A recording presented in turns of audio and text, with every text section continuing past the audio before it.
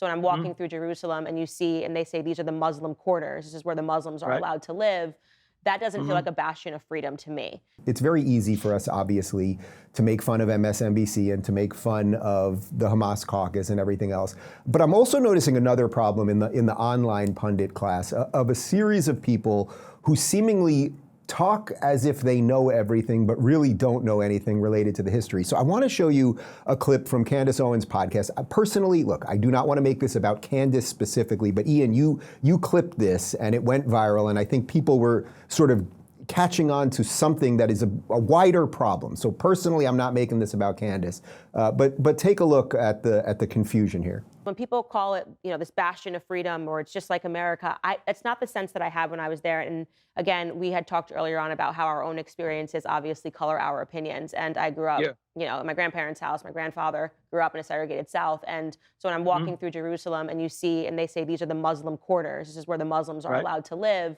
that doesn't feel like a bastion of freedom to me.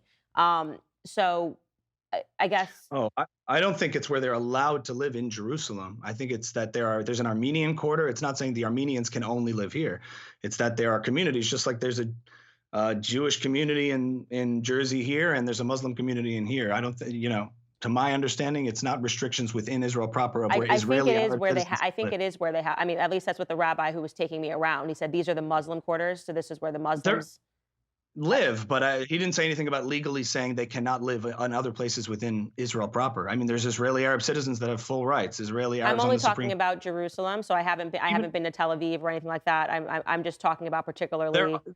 Jerusalem itself as a city has a division in it where the Green Line divides, and there's East Jerusalem. That's maybe what he was talking about, not the Muslim quarter, but East Jerusalem. There's disputed territory within the West Bank and East Jerusalem that divides, and therefore they're under Palestinian authority or even other jurisdiction. But that's a different conversation as far as what those are. But Arabs within Israel, if you go to Israel, people would be surprised to see on every street sign Hebrew, English, and Arabic. You see a multicultural city. So I'm keep going a little bit because I'm curious in your experience in Jerusalem. Yeah, no, and maybe I'm misunderstanding it, but I think it's worth talking because my understanding from the rabbi was that this is where the Muslims have to live in Jerusalem, and it looked very different from where the Jewish people were living, and that again, that could not be any fault of any person other than this is how they take care of their stuff, and this is the way that we take care of their stuff. But it was noticeably a lot dirtier. It was noticeably a lot darker, and it just made me feel as a Black American and knowing my own history that this isn't freedom to me. Like if you can't just decide like I want to live on that street or I want to live on this street, but maybe I'm wrong and it wasn't. Right. They were just all choosing to live there. It might have been a misunderstanding. Imagine if you went into an inner city in the United States and somebody told you this is a predominantly Black neighborhood and you said it looked more run down. Would you say that America is systemically racist because if I was giving a tour of it, I wouldn't say this is the Black quarters. Probably. Or this is a Black neighborhood, but maybe somebody in the group might misunderstand that. Yeah, maybe I did. Yeah, I just wanted to ask you about that. Okay, so again, I don't want to make this specifically about her, but it should be noted that when they talk about Jerusalem, and we were just there 6 months ago, and I said to my guys right before we started, we took a lot of video there, and we'll show something on Monday that explains how these quarters work. Israel didn't create the Muslim quarter and the Jewish quarter and the Armenian quarter and everything else. First off, they largely live in peace. Jews generally don't walk through the Muslim quarter because you might get killed, but anyone can walk through the entrance in West Jerusalem. But the point is, these quarters have existed for thousands of years. It's Israel that has opened up Jerusalem to be an international city that everyone can come to. Yeah, I think that's a problem with the general commentary class on both sides, is that we have a really business system in which you just are paid to say things, you're paid to have thoughts.